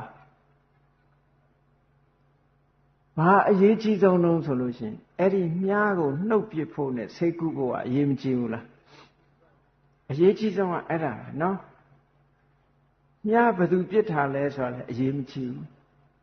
ဒီမြားတံဟာဘာသာနဲ့လှုပ်ထားတာဆိုတာလည်းအရေးမကြီးဘူးဘယ်ကပြစ်လိုက်တာလဲဆိုတာလည်းအရေးမကြီးဘူးအရေးကြီးဆုံးကတော့ကိုယ်ခန္ဓာကိုယ်မှာရှိတဲ့စူးနေတဲ့မြားကိုမြန်မြန်ပြောင်းနှုတ်ပစ်ပြီးတော့ယောဂပြောက်ဖို့ကအရေးကြီးတယ်အဲ့ဒါဘာကိုပြောတာတော့ဆိုလို့ရှိရင်အဘိဓမ္မာဘုရားဟောတယ်ဒီတရားကဘုရားဟောတယ်မဟောဘူးဆိုတာကအရေးမကြီးဘူးတဲ့လွန်ခဲ့တဲ့နှစ်ပေါင်း2500ကိစ္စဖြစ်တယ်အရေးကြီးဆုံးကဘာလို့ဆိုရင်ကိုယ်မှာစူးနေတဲ့လောဘဒေါသမောဟဆိုတဲ့မြားနှုတ်ဖို့ဟာအရေးကြီးတာအဲ့တော့အရေးကြီးတဲ့ကိစ္စမလိုက်ဘဲနဲ့အရေးမကြီးတဲ့ကိစ္စသွားလိုက်နေလို့ရှိရင်တော့အဲ့ဒါဆုံးနိုင်မှာမဟုတ်ဘူးဆုံးနိုင်တော့တန်တရားအစကိုမရှာတာလဲအဲ့ဒီသဘောပဲမြတ်စွာဘုရားတချို့ကဂေါရမမြတ်စွာဘုရားတရားအလုံးကိုသိတယ်လို့ပြောတယ်တဲ့မသိပါဘူးဘာလို့လဲဆိုတန်တရားအစမသိလို့တဲ့မြတ်စွာဘုရားကတန်တရားအစမရှိဘူးလို့ဟောတာတော့မဟုတ်ဘူးတန်တရားအစဟာမသိနိုင်ဘူးလို့ပြောတာနော်မသိနိုင်ဘူးနဲ့မရှိဘူးကတခြားစီပဲအဓိပ္ပာယ်အနမတကဆိုတဲ့အဓိပ္ပာယ်ကအမတအကအစကိုမသိနိုင်ဘူးလို့ပြောတယ်နောက်တနည်းကအနုအမတအကအနုနောက်ကျောင်းပြန်ပြီးတော့ရှောက်ပြီးရှာလို့ရှိရင်အကအစကိုအမတမသိနိုင်ဘူးလို့ဒီလိုပြောတာပြန်ပြီးတော့လှည့်ပြန်လို့ရှိရင်အစကိုရှာလို့ရမှာမဟုတ်ဘူးလို့ဘာဖြစ်လို့လဲသိရှည်လို့ ကဲဘုန်းကြီးတို့တွေပဲကိုယ့်အကိုရှားကြည့်ပါလားကိုမျိုးရိုးလေးတစ်ခုပဲကိုယ့်အကိုရှားကြည့်ကိုအမေပဲရှာကြည့်အောင်အမေပြီးရင်အမေကိုရှာအမေပြီးရင်အဲ့ဒီအမေကိုရှာအဲ့ဒီအမေတွေရှားနေကြည့်ဘယ်တော့ဆုံးမလို့မဆုံးဘူးအမေတိုင်းဟာအမေရှိခဲ့တာအကြည့်ပဲအကုန်လုံးမဆုံးနိုင်ဥပမာမှာမြတ်စွာဘုရားကအနာပတက်ကတန်ရုပ်တစ်ခုမှာဥပမာလေးပေးထားရှိတယ်ဟောဒီကဘာမြေကြီးကမြေသားတွေကိုယူပြီးတော့ဇီးသီးလောက်အလုံးကလေးတွေလုံးနော်ဇီးသီးဆိုဗမာဒီရိုးရိုးဇီးသီးဖြစ်မယ်ရိုးရာဇီးသီးအကြီးကြီးတွေပြောတာမဟုတ်ဇီးသီးအလုံးလေးတွေလုံးပြီးလို့ရှိရင်တဲ့ဒါကအမေဒါကအမေဒါကအမေရဲ့အမေအဲ့ဒီလိုချပြီးတော့သွားရင်ကဘာမြေကြီးကိုလုံးထားတဲ့ဇီးသီးလုံးလေးတွေဒါကုံသွားမယ်စရင်မကုံသေးဘူးလို့ပြောတယ်အနပတက်ကဆိုတာအဲ့ဒီအဓိပ္ပာယ်ကိုပြောတာအဲ့တော့တန်မြာအစမရှိတာကိုမရှိမှန်းသိတာဟာသိတာပေါ့ဒါမြတ်စွာဘုရားကအကျိုးမရှိတဲ့အလုပ်ကိုဘယ်တော့မှမလုပ်ဘူးအကျိုးမရှိတဲ့အလုပ်ကိုမလုပ်ဘူးဒါကြောင့်မို့လို့မလုကြဗုဒ္ဓယဟန်ကိုပြောတယ်ဒါတွေလိုက်နေလို့လောဘကင်းမှုဒေါသကင်းမှုမောဟကင်းမှုမဖြစ်နိုင်ဘူးတဲ့အရေးကြီးဆုံးကကိုယ်တဏ္ဍာမှာလောင်းနေတဲ့မီးငိမ့်မှုကအရေးကြီးတာတဲ့ကိုယ်ရင်ဝစူးနေတဲ့မြားနှုတ်ဖို့ကအရေးကြီးတယ်အဲ့ဒါတွေလိုက်ပြီးအငင်းပွားနေဖို့ကအရေးမကြီးဘူးအဲ့တော့အငင်းပွားမှုဆိုတာမလုပ်အပ်တဲ့အလုပ်တစ်ခုပဲနော်ဟိုဟာရှိတယ်ဒါရှိတယ်ဟိုဟာမရှိဘူးဒါမရှိဘူးဒါတွေညင်းနေမဲ့အစားကိုလှုပ်တဲ့နာပါတော့ဆိုကိုယ်တဏ္ဍာမှာလောဘရှိသလားလောဘမရှိဘူးလားအဲ့ဒါပဲစစ်ဆေးတဲ့အဲ့ဒါမစစ်သေးသေးပဲနဲ့ history ကအကြောင်းအရာတွေကြည့်ပြီးတော့ဘယ်သူရှိခဲ့တယ်ဘယ်သူမရှိခဲ့ဘူးညင်းနေတာအငင်းပဲဖြစ်မှာပဲဘာမှလည်းတန်ဖိုးလည်းရှိမှာမဟုတ်ဘူးဒါကြောင့်မို့လို့မြတ်စွာဘုရားတရားတော်ရဲ့ criteria ဆိုတာဘုရားကပေးထားခဲ့တာလေးတွေရှိမငင်းမှုမဟာပရိသ၄ပါးဆိုမြတ်စွာဘုရားပြိဋိဘံသံဃာနည်းမှာဟောထားကြတာရှိသေးတယ်မဟာပရိသဆိုတာတကယ်အရေးကြီးကိစ္စတွေကိုရည်ညွှန်းပြီးတော့ပြောလာဆိုပါစို့ပုဂ္ဂိုလ်တစ်ပါးကတင်ပြလာမယ်ဒါဟာမြတ်စွာဘုရားဟောတဲ့တရားဘုရားထံကသူကိုယ်တိုင်နာခဲ့ရတယ်လို့ဘုရားကိုညွှန်ပြောတာလေဘုရားစီကသူကိုယ်တိုင်နာခဲ့တယ်ဆိုတော့တော်သေးချာနေတာပေါ့နော်ဘုရားစီကသူကိုယ်တိုင်နာခဲ့ရတဲ့တရားလို့ပြောလာရင်တောင်မှမြတ်စွာဘုရားလက်မခံနဲ့အောင်တဲ့ဒီအငြင်းပွားမှုမရှိအဲ့ဒီလိုခေါ်လာတဲ့တရားသည်လက်တွေ့နဲ့ကိုက်ညီမှုရှိသလားတဲ့သုတ္တဝိနည်းမှာချပြီးတော့ကြည့်လက်တွေ့နဲ့ကိုက်ညီမှုမရှိရင်ထိုပုဂ္ဂိုလ်ရဲ့တင်ပြချက်အမှားလို့လည်းမှတ်ပါငါဘုရားဟောတဲ့တရားမဟုတ်ဘူးတဲ့ representation ဆိုတာတစ်ဆင့်ပြန်ပြောပြတဲ့စကားတွေကလွဲမှားမှုတွေအများကြီးဖြစ်နိုင်တယ်ဒါကြောင့်မို့လို့မြတ်စွာဘုရားကသေချာတဲ့လမ်းကနေလွဲချော်သွားမှဆိုလို့ဟောဒီမဟာပရိသ၄ပါးကိုကြည့်ဘုရားကိုရည်ညွှန်းပြီးတော့ပြောတဲ့စကားတောင်မှပဲဘုရားလက်မခံနဲ့အောင်ညှိကြည့်အောင်ညှိကြည့်လို့တုတ်သေးဟောတဲ့တရားတွေတဲ့တခြားတရားတွေနဲ့ဘောင်းဝင်တယ်တကယ်လက်တွေ့လက်ကြတယ်လက်တွေ့မှလည်းတကယ်အကျိုးရှိပြီဆိုရင်အဲ့ဒီကြရင်တော့လက်ခံလိုက်လို့ဒီလိုပြောတယ်နောက်တစ်ချက်ကဘာလို့ဆိုရင်ဘုရားတော်မဟုတ်ဘူးတကယ်စာတတ်ပေတတ်မထေကြီးတွေစာတတ်ပေတတ်ပုဂ္ဂိုလ်ကြီးတွေပါတဲ့တန်ခါအဖွဲ့အစည်းကြီးတရားကပြောတဲ့စကားပါဆိုရင်တောင်မှပဲလက်မခံလိုက်နဲ့အောင်ဒီပြောတဲ့စကားဟာဟုတ်မဟုတ်ဘုရားဟောကျမ်းဂန်နဲ့သို့မဟုတ်လက်တွေ့နဲ့ညှိနှိုင်းပြီးတော့ကြီးတဲ့မှတ်မိဆိုမှလက်ခံဟောဒါဒုတိယအချက် တတိယအချက်ကြတော့ကျောင်းတိုက်ကြီးတတိုင်းမှာရှိတဲ့စာတတ်ပေတတ်ဂူတော်တွေအများစုကပြောတဲ့စကားဆိုပြီးမှဒါဘုရားဟောပါလို့ပြောလာလို့ရှိရင်ဟုတ်မဟုတ်ကိုစာပေကျမ်းဂန်နဲ့နှိုင်းရှင်သို့မဟုတ်လက်တွေ့နဲ့ကြည့်ပြီးမှသာလက်ခံရမယ်လို့သူတို့ပြောတယ်နောက်ဆုံးတစ်ခုကြတော့စာတတ်ပေတတ်ပုဂ္ဂိုလ်တူကပြောတဲ့စကားအဲ့ဒီပုဂ္ဂိုလ်တူကပြောတဲ့စကားဟာအမှန်လို့ယူဆလို့မရဘူးတဲ့ဘာလို့ဆိုလို့ရှင်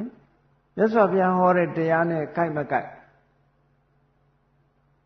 လက်တွေ့နဲ့ရှင်းသုံးမှုနဲ့ကိုက်မကိုက်ဒါတွေကိုပြန်ပြီးတော့ညှိနှိုင်းပြီးမှသာလက်ခံရမယ်လို့မြတ်စွာဘုရားကကုသိနာယုံအသွားမှာဘောဂနဂရဆိုတဲ့မြို့လေးအနီးမှာရှိတဲ့အာနန္ဒာဆိုတဲ့ဇေဒီမှာဒီစကားကိုခဏခဏဟောခဲ့ဒါနောက်ပိုင်းသာသနာရှေ့ပိုင်းမှာတောင်မှဒီ points of controversy ဆိုတာတွေကပေါ်လာခဲ့တော့နောက်ပိုင်းသာသနာမှာပို့ပြီးတော့ပေါ်လာစရာအကြောင်းရှိတယ်ဒါကြောင့်မို့လို့အငင်းပွားမှုဆိုတာမျိုးတွေကိုတော့ရှောင်ရှားပြီးတော့အရေးကြီးတဲ့အလုပ်ပဲလုပ်ဖို့လိုအပ်တယ်တဲ့ခုနပြောတာလိုပဲမြားနဲ့ပြစ်လိုက်လို့ဘယ်သူကပြစ်တယ်မြားလဲဘာသာနဲ့လှုပ်တယ်မြားလဲအဲ့ဒါတွေမသိမချင်းဒီမြားထံကိုအနှုတ်မခံဘူးဆိုတာမျိုးမဖြစ်စေနဲ့တဲ့ကိုယ်တဏ္ဍာမှာစူးဝင်နေတဲ့မြားကျွတ်ဖို့ရအရေးကြီးတယ်ဘယ်သူကပြစ်ဘာသာနဲ့လှုပ်ထားတာပဲဖြစ်မြားကျွတ်ဖို့ရကအရေးကြီးတယ်ပေါ့ဒါကြောင့်မို့လို့တရားဓမ္မနဲ့ပတ်သက်ပြီးလွဲချော်မှုမရှိတဲ့အကျင့်ကိုကျင့်ကြံကြိုးကိုအထောက်ဖို့မလွဲတဲ့လမ်းကလျှောက်အောင်မှာတေချာတဲ့လမ်းကလျှောက်တယ်လို့ဒီလိုပြောအေးကောင်းပြီဘုရားမြတ်စွာကတေချာတဲ့လမ်းလို့ဆိုပြီးတော့သတ်မှတ်ပေးထားတာနိဗ္ဗာန်ခရီးကိုလျှောက်လန်းတဲ့ပုဂ္ဂိုလ်တွေမှာတေချာတဲ့လမ်းဆိုတာရှိတယ်အဲ့ဒါကိုစာပေမှာအပ္ပန္နကပฏิပဒါအင်္ဂုတ္တရနိကေမှာလည်းပါတယ်အပ္ပန္နကပฏิပဒါနိဗ္ဗာန်လမ်းမပေါ်တက်ပြီးတော့ဆိုလိုတာကတရားဥတရားမြတ်ကိုရခြင်းပြီသို့မဟုတ်တန်လျာခရီးမှာဖြောင်းတန်းတဲ့လမ်းကိုသွားခြင်းနဲ့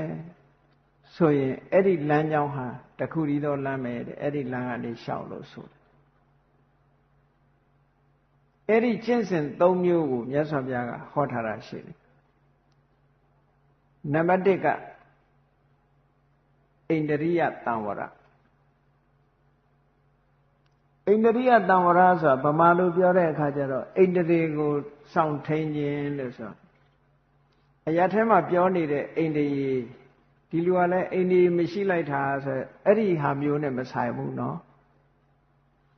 ဣန္ဒြေထိမ့်သိမ့်နေဆိုတဲ့စကားလုံးကဘာလဲခတ္တိတိကြီးထိုင်နေတာကိုဣန္ဒြေလို့ပြောတာမဟုတ်ဘူးเนาะမျက်စိကမြင်ပြီးတော့အကုသိုလ်မဖြစ်အောင်ထိန်းတာကိုပြောတာနားကကြားပြီးတော့အကုသိုလ်မဖြစ်အောင်လောကမှာလူတွေလေးနေစဉ်နဲ့မျက်စိကမြင်ပြီးအကုသိုလ်ဖြစ်တယ်ကိုမကြိုက်တာမြင်ဒေါသဖြစ်တယ်ကြိုက်တာမြင်လောဘဖြစ်တယ်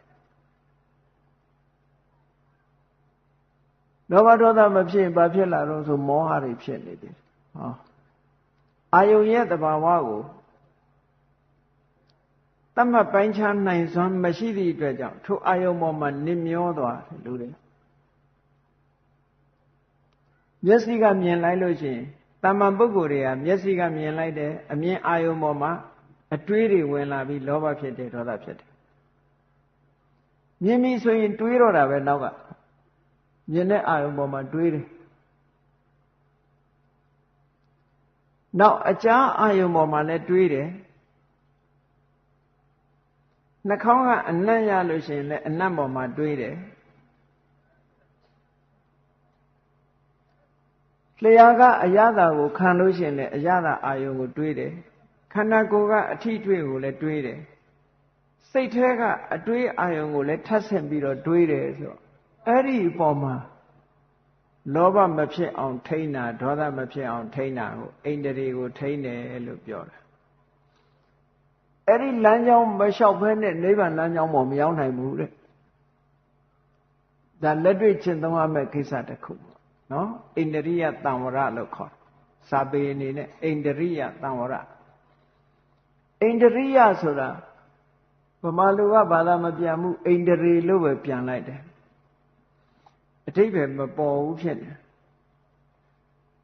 ဣန္ဒရိယဆိုတာစိုးပိုင်မှုကိုပြော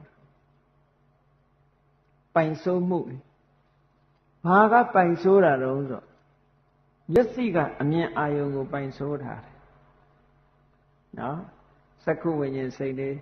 စက္ခုံတရေဆိုတာဒီမျက်စိကိုပြောတယ်ဆိုပါစို့စက္ခုပတာရယုတ်ကလေးကိုပြောတာအဲ့ဒီ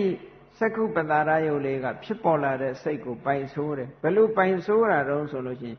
မျက်လုံးကကြည်ရင်စိတ်ကကြည်တယ်မျက်လုံးကမကြည်ရင်အမြင်စိတ်ကလည်းမကြည်ဘူးဒီလိုဟာမျိုးပြောလို့လားဥပမာပဲဆိုတော့မှန်သည်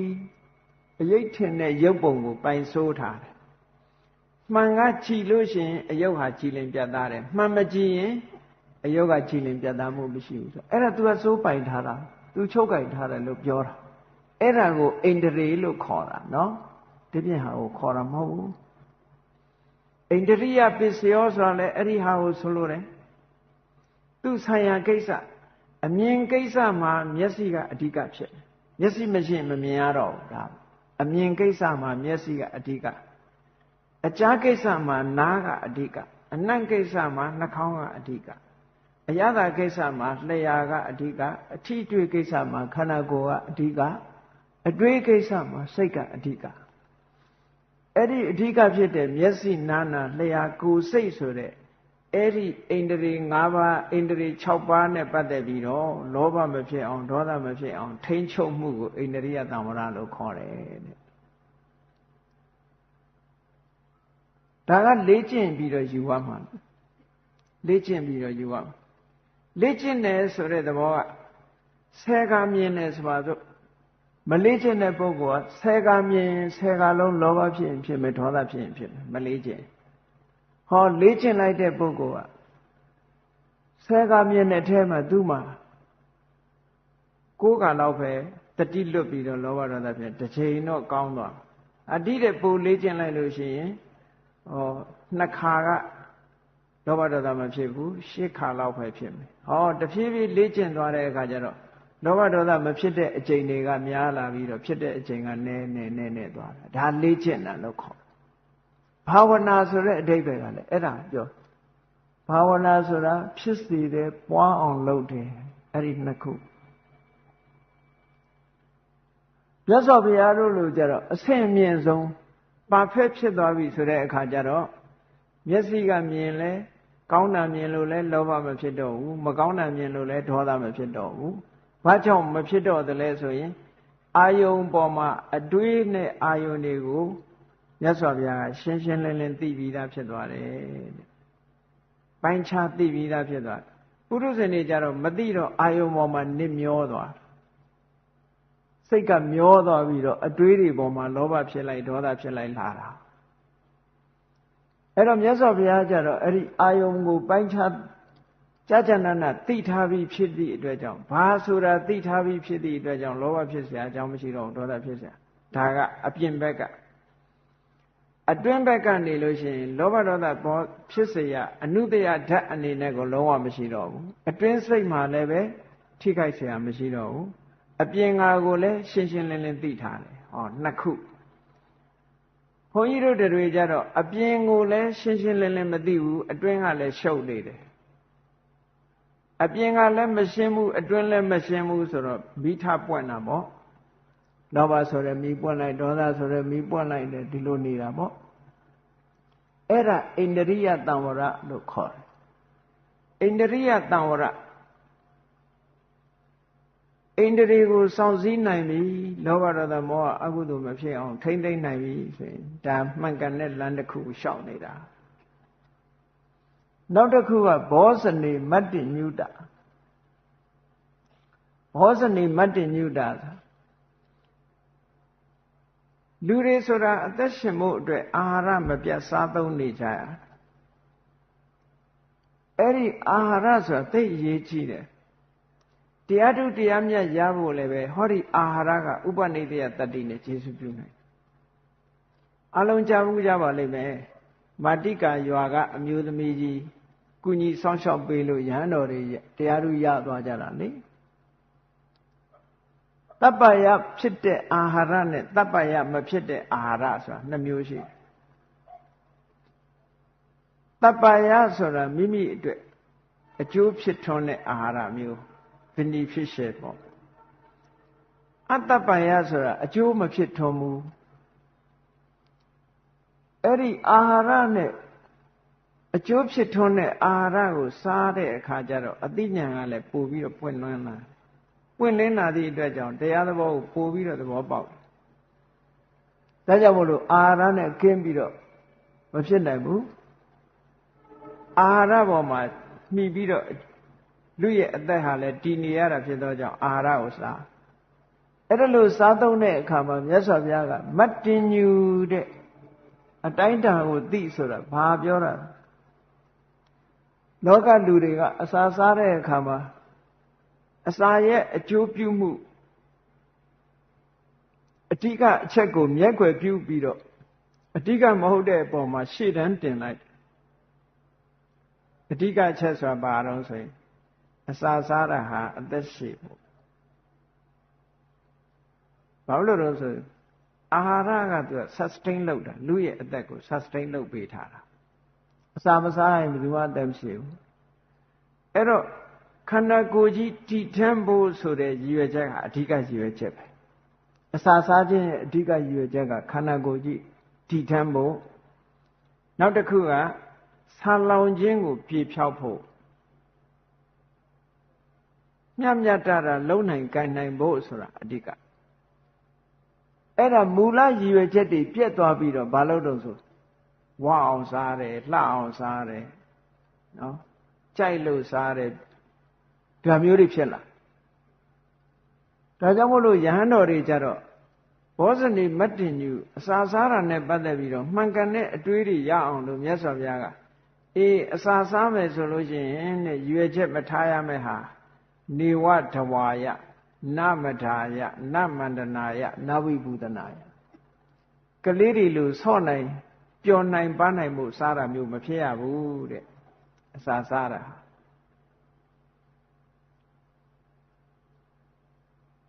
အစာစားပြီးတော့အပျော်ကျူးဖို့လည်းမဟုတ်ဘူးတဲ့ခန္ဓာကိုယ်လှပဖို့လည်းမဟုတ်ဘူးအသားရည်တွေပြည့်ဖြိုးလာအောင်လုပ်တာလည်းမဟုတ်ဘူးအဲ့ဒီရည်ရွယ်ချက်နဲ့မစားဘူးလို့ယဟန်တော်များအစာစားတဲ့အခါမှာဆင်ញရတယ်လေဤသည့်စားပွဲအမဲမဲကိုမြူးရည်မှန်ကြွလှပရေးဆင်းပြည့်ဖြိုးခြင်းဟာမသုံးပါဘူး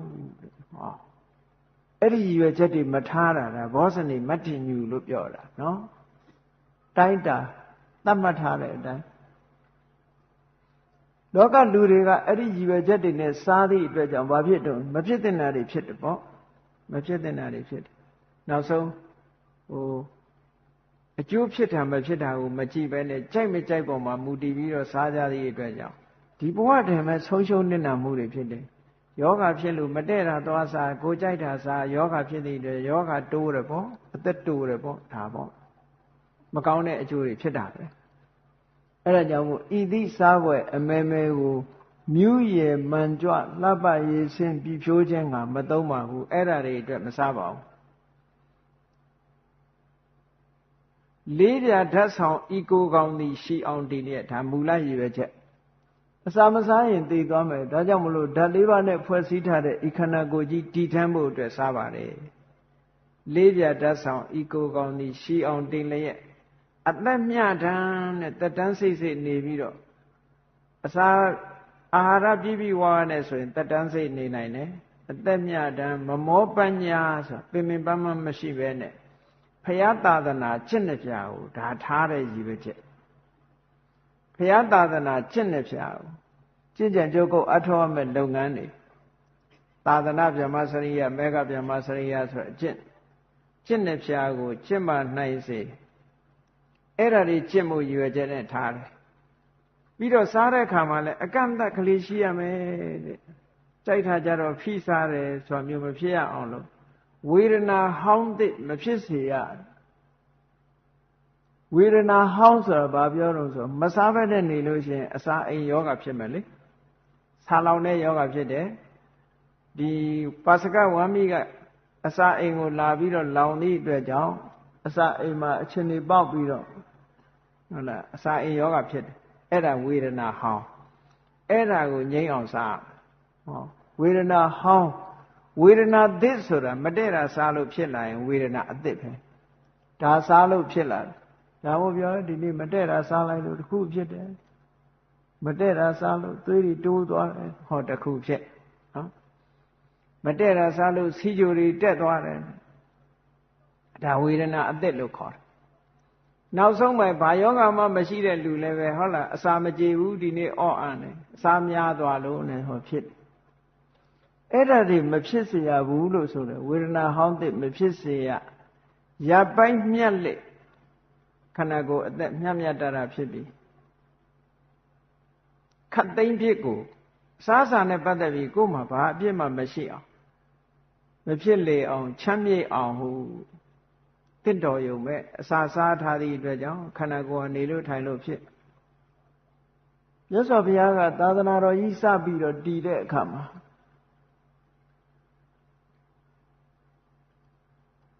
ဘုန်းကြီးတွေကိုမွန်းလွဲချိန်မစားရဘူးလို့တခါတည်းမပြည့်ညတ်ဘူးရှေးသူတော်စင်တွေရဲ့အယူဆရှေးရိုးကျင့်လာတဲ့အကျင့်တစ်ခုဟာဒီ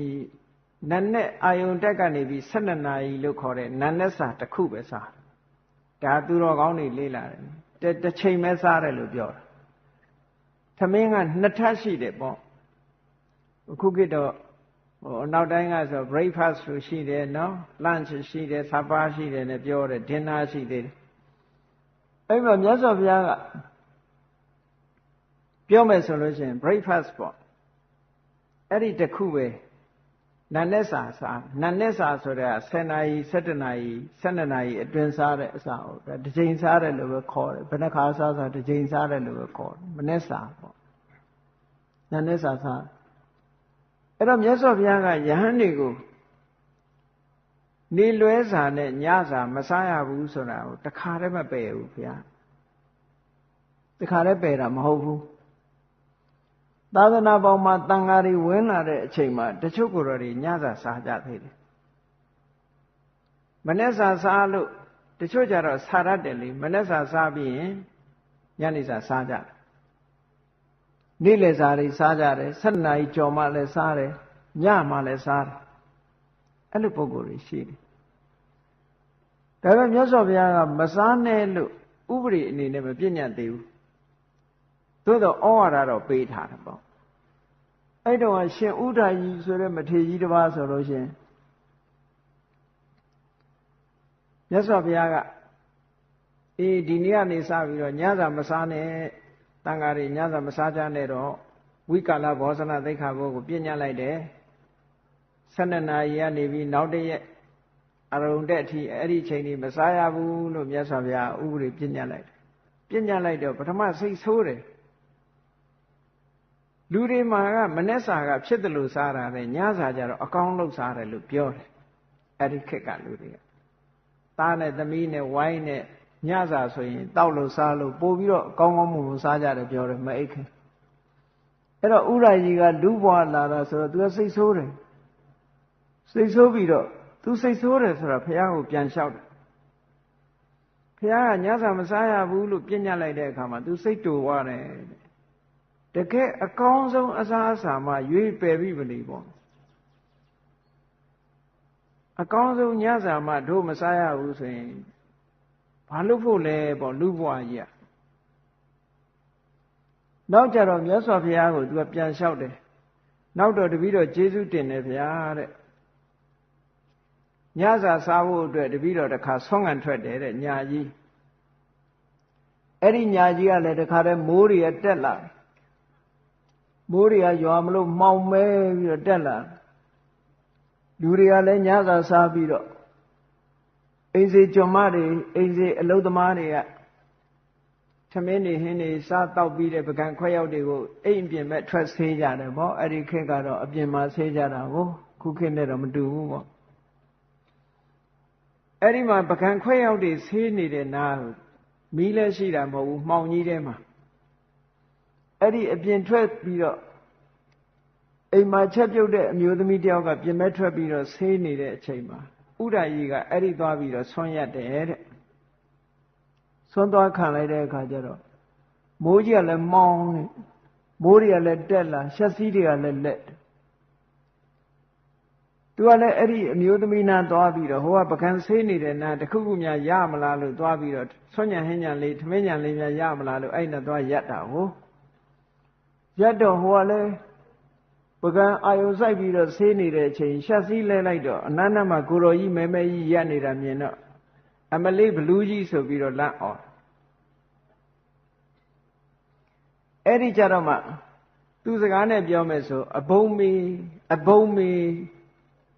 ကလားစကားပဲနဲ့တူရတယ်အဘုံမေလို့អော်လိုက်တာအဘုံမေပိသသောဝတ္တယမလေးဘလူးကြီးဆိုသေပါပြီဘလူးကြီးရဲ့ဆိုပြီးတော့လန့်ပြီးတော့អော်လိုက်တဲ့အခါကျတော့အဲ့ဒီကိုတော်ကပြောတယ်နှမတဲ့ငါဘလူးမဟုတ်ပါဘူးတဲ့ဆွမ်းခံကိုတော်ပါနဲ့အဲ့လိုပြောတဲ့အခါကျတော့အဲ့ဒီအမျိုးသမီးကဘာပြောတော့ဆိုအရှင်ဘုရားမှာအမေမရှိလို့လားအမေသေးနေလို့လားကို့အမေကိုချက်ခိုင်းပြီးစားပါလားနဲ့ဆိုပြီးတော့ပြောတယ်အဲ့ဒီဒုက္ခတွေသူကြုံခဲ့ရတယ်တဲ့မြတ်စွာဘုရားက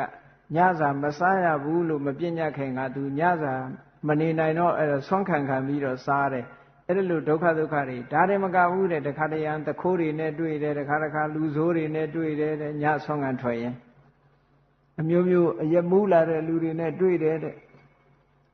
အဲ့လိုအမျိုးမျိုးဒုက္ခတွေရောက်ခဲ့တယ်ပေါ့လေအခုမြတ်စွာဘုရားကညစာမစားရဘူးလို့ပြညတ်လိုက်တဲ့အခါကျဒီဒုက္ခတွေသူသက်သာသွားတယ်ပေါ့အဲ့ဒီလိုအခက်ခဲတွေသူမရှိတော့ဘူးမစားရဘူးဆိုသည့်အတွက်ကြောင့်မစားဘဲနေလိုက်တော့လည်းပြတ်သွားတာပေါ့အတွက်တာ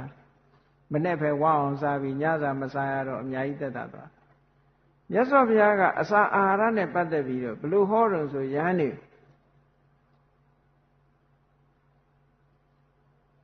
ငါဘုရားဖြစ်ကြတဲ့ကနေပြီးတော့နတ်လက်စာတစ်ထပ်ပဲစားတယ်စားသည့်အတွက်ကြောင့်ခွန်အားလည်းရှိတယ်ပေါ့ပါလည်းရှိတယ်ယောဂလည်းနည်းတယ်သင်တို့လည်းအဲ့ဒီတိုင်လိုက်နာကြမနေ့စာတစ်ထပ်ပဲစားအထိုင်ထလည်းပေါ့ပါတယ်အင်အားလည်းရှိတယ်ဟောအဲ့ဒီလိုအကျိုးအပြစ်ကိုမြတ်စွာဘုရားကဟောပြီးတော့မှဒီတိက္ခာဘုတ်ကိုပြညတ်ထားပါ by force နဲ့လောက်တာမဟုတ်ဘူးတဲ့ဘုရားသာသနာဆိုလိုတာကအစားအသောက်နဲ့ပတ်သက်တော့မြတ်စွာဘုရားကချက်ချင်းကြီးမစားနဲ့လို့မပိတ်ဘူးမစားနဲ့လို့မပိတ်ဘူးတဖြည်းဖြည်းချင်းစီကံတတ်မှတ်လိုက်တာနောက်ဆုံးတော့ဒီကနေ့ခေတ်တတ်မှတ်ထားတဲ့အတိုင်းဟုတ်လားမုံမလွဲခင်အချိန်မနေ့ပိုင်းပဲတန်ဃာတွေစားရတော့တယ်ဒါနောက်ဆုံးပြညတ်လိုက်တဲ့အနေထားပေါ့အဲ့ဒီမှာခုနကရည်ရွယ်ချက်မှန်မှန်ကန်ကန်နဲ့စားလို့ရှိရင်ဘောဇနီမတ္တိညုတာ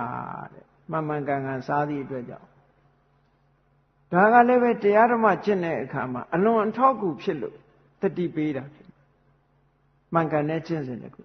ဒါလူပဲဖြစ်စေယဟန်တန်ဃာပဲဖြစ်စေလိုက်နာမယ်ကျင့်တစ်ခုပဲမှန်ကန်တဲ့ရည်ရွယ်ချက်လူအကြောင်းတွေကြတော့ဘယ်ချိန်စားဘယ်ချိန်မစားနဲ့ဆိုတာမျိုးမတတ်မှတ်ဘူးသို့တော့ကြည့်လေ8ပါးသီလဆောက်တည်လိုက်လို့ရှိရင်မနေ့စာပဲစားပါညပိုင်းစားတာကိုအာမပေးတော့ဘူးတရားထုတ်ဖို့ပိုရလာတယ်ခန္ဓာကိုယ်မှာစားပြီးလို့ရှိရင်ထမင်းစီရက်တယ်ဆိုပြီးတော့ဌိနမိတ်တာဝင်တတ်တယ်ဒါကြောင့်မို့အဲ့ဒီဌိနမိတ်တာမဖြစ်အောင်လို့ဆိုပြီးမြတ်စွာဘုရားကအစာကိုလျှော့စားခိုင်းလိုက်တယ်စာကိုလျှော့စားခိုင်းတဲ့ဒီအတွက်ကြောင့်ကျမ်းမာရေးလည်းပိုကောင်းလာတယ်လို့ပြောဒီကနေ့ခေတ်မြတ်စွာဘုရားရဲ့စနစ်အတိုင်းဆရာဝန်တွေကထောက်ခံတယ်ဘုန်းကြီးတွေကျမ်းမာကြတယ်တဲ့ဘာလို့ကျမ်းမာတော့ညစာမစားလို့လူတွေရဲ့ဗိုက်ထဲကဥကအမြဲလှုပ်နေရတယ်တဲ့တော်ကြတဆွတ်စားသည့်အတွက်ကြောင့်ဥကအနာမရဘူးလူကသာနာတော်ကြဟိုလေးစားလိုက်ဒါလေးစားလိုက်ကိုကတော့ပါဇက်ကနေထည့်လိုက်တာပေါ့ထည့်လိုက်တဲ့အခါကျတော့အတွင်းကဥတွေကနေပြီးအစာဝင်လာရင်သူတို့ငြိမ့်နေလို့မရဘူးအလုံးလုံးနေကြအဲ့တော့24နာရီမပြတ်ညလူကသာအိတ်တာဥကအိတ်လို့မရဘူးဖြစ်နေဘုန်းကြီးတွေကြတော့ညဥထဲမှာအစာမရှိတော့လူလည်းအိတ်ဥလည်းအိတ်ပေါ့အဲ့ဒါကြောင့်မို့လို့ကျမ်းမာရေးပိုကောင်းတယ်လို့ဒီလိုပြောတယ်ခုခေတ်ဒီကနေ့ခေတ်ဆေးပညာလည်းထောက်ခံတယ်အဲ့ဒီအချက်မြတ်စွာဘုရားကိုယ်တိုင်ကလည်းဗလံနဲ့လဟုတ်ဌာနခွန်အားလည်းရှိတယ်တဲ့ ပေါ့ပါတယ်တဲ့နေရထိုင်ရတာဟောရတာမစားတဲ့အကျိုးဒါကြောင့်မို့လို့ဒါလည်းမှန်ကန်တဲ့ကျင့်စဉ်တရားပဲလို့ဆိုပြီးအပ္ပန္နကပฏิပဒါပဲနောက်ဆုံးတစ်ခုကဘာတော့ဆိုရင်ဇာဂရိယာနုယောဂတရားဓမ္မကိုကျင့်တဲ့အခါမှာနိုးနိုးကြားကြားကျင့်ရနိုးကြားမှု vigilance နိုးကြားနေတယ်ဆိုတာခုန mindfulness ကိုပြောတာ mindfulness ကိုပြောတာတတိပဌာန်ကျင့်စဉ်ကိုပြောဒါတရားကျင့်နေမှာ mindfulness မဟုတ်ဘူးလူရဲ့ဘဝမှာ mindfulness ဖြစ်ဖို့မြတ်စွာဘုရားကသင်ပေးတာဇာဂရိယနုယောဂဆိုတာတရားကျင့်နေတဲ့ပုဂ္ဂိုလ်တွေကိုဥတည်ပြောမယ်ဆိုလို့ရှိရင်လမ်းလျှောက်လိုက်ကျမ်းမာရေးအတွက်လမ်းလျှောက်ရင်လည်းကိုယ်စိတ်ထဲကအညစ်အကြေးတွေစိတ်ထဲမှာရှိနေတဲ့လောဘတွေဒေါသတွေမောဟတွေမဖြစ်အောင်ထိမ့်သိမ့်နေဖြစ်လာရင်ရှင်းပစ်တယ်ထိုင်နေတယ်တရားအာယုန်တစ်ခုကိုယူပြီးတော့ထိုင်နေတယ်လောဘဖြစ်လာရင်ရှင်းပစ်တယ်ဒေါသဖြစ်လာရင်ရှင်းပစ်တယ်မောဟဖြစ်လာရင်ရှင်းပစ်တယ်မာနတွေဝင်လာရင်ရှင်းပစ်တယ်ကိုယ်စိတ်လေးကိုအမြဲတမ်း purify ဖြစ်အောင်လုပ်နေတာဇာဂရိယာနုယောဂလို့ခေါ်တယ်ဘယ်နေရာမှာပဲဖြစ်ဖြစ်လုပ်ဖြစ်တာပဲဒါကိုယ်စိတ်ထဲမှာစိတ်ကလေးကမဖြူစင်တဲ့အတွေးလေးတွေဝင်လာတာနဲ့တပြိုင်နက်အဲ့ဒီမဖြူစင်တဲ့အတွေးလေးတွေကိုပြောင်းလဲပြီးတော့ဖြူစင်အောင်လုပ်ပေးလိုက်တာပေါ့စိတ်ဆိုတာအတွေးပေါ်မှာမူတည်ပြီးတော့ဖြူတာမဲတာဖြစ်တာအဲ့တော့မကောင်းတဲ့အတွေးတွေဝင်လာလို့မကောင်းတဲ့စိတ်တွေဝင်လာလို့ရှိရင်ကောင်းတဲ့စိတ်နဲ့အစားထိုးလိုက်တာပေါ့ဥမာမဲ့သူများပေါ်မှာမုန်းတီးတဲ့စိတ်ကလေးဝင်လာလို့ရှိရင်မုန်းနေလို့ဘာအကျိုးရှိမှာမုန်းနေရင်ဒါဒေါသပဲဒေါသဆိုတာအကုသိုလ်ပဲအကုသိုလ်ကငါပဲမကောင်းကျိုးပေးမှာပဲဟောဒီအတွေးတွေကပြန်ပြီးတော့ဒေါသကိုဖယ်ရှားပစ်တဲ့အတွေးပဲအဲ့တော့တရားဆိုတာကိုယ်တဏ္ဍာမှာရှိတဲ့ဟာတစ်ခုနဲ့တစ်ခုပြန်ခြေဖြတ်သွားတာခြေဖြတ်တဲ့နိစ္စနေပဲမုန်းတီးတဲ့နှလုံးသားပေါ်လာလို့ရှိရင်မေတ္တာနှလုံးသားနဲ့အစားထိုးပစ်တယ်လောဘဖြစ်လာလို့ရှိရင်အလောဘနဲ့အစားထိုးတယ်မောဟဖြစ်လာလို့ရှိရင်အမောဟနဲ့အစားထိုးလိုက်တယ်အဲ့ဒီအစားထိုးနေတာဒီပဲနဲ့တရားကျင့်နေတာတဲ့နော်တရားကျင့်နေတယ်ဆိုတာအဲ့ဒါအစားထိုးနေတာလောဘဖြစ်ရင်ဖြစ်မှန်းသိလိုက်တယ်မဖြစ်အောင်ထိန်းတယ်ဒေါသဖြစ်ရင်ဖြစ်မှန်းသိလိုက်တယ်မဖြစ်အောင်ထိန်းတယ်မောဟဖြစ်ရင်ဖြစ်မှန်းသိမဖြစ်အောင်ထိန်းလိုက်တယ်အဲ့ဒါလို့ထိန်းလိုက်တာဟာဒါတရားကျင့်နေတာအဲ့ဒါကိုပဲဇာဂရိယာနုယောဂလို့စာပေကျမ်းဂန်မှာစင်ကမေနနိသစ္စာယအာဝရဏီဟိဓမ္မေဟိစိတ်တံပရိသောရေတိစိတ်ရဲ့အညစ်အကြေးတွေကနေပြီးတော့ဒီအညစ်အကြေးတွေမကတ်ရအောင်စိတ်ကိုဖြူစင်းနေအောင်လုပ်ပါတဲ့လမ်းလျှောက်နေရင်လည်းလုပ်ပါထိုင်းနေရင်လည်းလုပ်ပါလို့ဆိုလိုတယ်အဲ့တော့ကိုယ်တဏ္ဍာမှာတတိလေးထားပြီးတော့လောဘဒေါသမောဟတွေမဖြစ်သေးရင်မဖြစ်အောင်ထိမ့်ဖို့ဖြစ်လာလို့ရှိရင်လျော့နေသွားအောင်လုပ်ဖို့နောက်ဆုံးပြောင်းသွားအောင်လုပ်ဖို့ဒီအကျင့်ဟာဒါမလွဲတဲ့အကျင့်ပဲဒါလမ်းဟောင်းပဲဘယ်သွားတဲ့လမ်းဟောင်းလုံးဆိုရင်နိဗ္ဗာန်သွားတဲ့လမ်းဟောင်းပေါ့လောကမှာဗုဒ္ဓဘာသာတွေရဲ့ဥတည်ချက်ကဘာတော့ဆိုလို့ရှိရင်အလုံးကနိဗ္ဗာန်ကိုဥတည်နေကြတာနိဗ္ဗာန်ကိုဥတည်လို့နိဗ္ဗာန်လမ်းကိုရှောက်ပြီဆိုရင်ဘယ်လိုရှောက်မှာတော့ဆိုရင်ဒီလမ်းပဲတခြားဘာဝတာဝင်တွေရဲ့ဥတည်ချက်ကလည်းသူ့ဟာသူရှိကြတာပဲသူတို့ဥတည်ချက်ကဘာနဲ့ရှောက်တော့ဆိုရင်ဘုရားသခင်ထံဆုတောင်းပြီးတော့ရှောက်ကြတာဘုရားဘာသာရှောက်တဲ့လမ်းကတော့မဟုတ်ဘူးကိုယ်တိုင်ကျင့်ပြီးတော့ internet ချိန်ချင်းပေါ့ internet power တွေကိုပြောင်းလဲပြီးတော့သွားတယ် external ကိုအာမကိုဘုရားဘာသာတရားတော်ပြင်ဘက်က external condition နေတဲ့ internet condition ကပို့ပြီးတော့ powerful ဖြစ်တယ်ကိုယ်အတွင်းသားမတန့်ပြန့်မဲနဲ့အပြင်ကအားကိုးယုံနဲ့ဘာမှဖြစ်မလာဘူးဆိုတာဒါထင်ရှားတယ်လေအတွင်းနဲ့အပြင်အတွင်းလဲကောင်းအပြင်လဲကောင်းသွားပြီဆိုလို့ရှိရင်တကယ်လုံးဝအကောင်းနဲ့အကောင်းမျိုးရမှာဖြစ်ပါတယ်ဒါကြောင့်မို့လို့တရားချက်ခင်သူတော်စင်ပြိဿအပေါင်းတို့သည်သေချာတဲ့လမ်းကရှောင်းလို့ဆိုတာအခုဘုရားမြတ်စွာဟောကြားတဲ့အပ္ပန္နကပฏิပဒါချင့်စဉ်ဟာသေချာတဲ့လမ်းပဲဖြစ်ပါတယ် မြတ်စွာဘုရားဟောကြားထားတော်မူခဲ့တဲ့ criteria လို့ခေါ်တဲ့စံဒါလည်းပဲကိုယ့်ရဲ့နှလုံးသားဖြူစင်မှုလောဘဒေါသမောဟငြိမ်းအေးချောင်းဖြစ်တဲ့တရားသည်မှန်ကန်တဲ့တရားဘုရားဟောတရားအစစ်လောဘဒေါသမောဟကိုမငြိမ်းစေတတ်ဘူးအကုသိုလ်တွေကိုတိုးပွားစေတတ်တယ်ကုသိုလ်တွေကိုလျော့နေ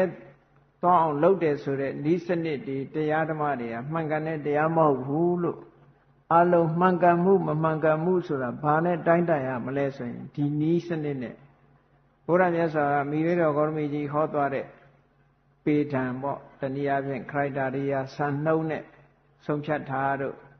ပြိဋိဘံသံဃာနီးခရီးအကြွမှာမဟာပရိသလို့ခေါ်တဲ့ဒီစံနှုန်းတွေနဲ့ဒါတွေနဲ့ကိုယ်သေးချာတဲ့လမ်းကိုလျှောက်လှမ်းနိုင်အောင်ကျင့်ကြံကြိုးကုပ်အားထုတ်နိုင်ကြပါစေကုန်သတည်း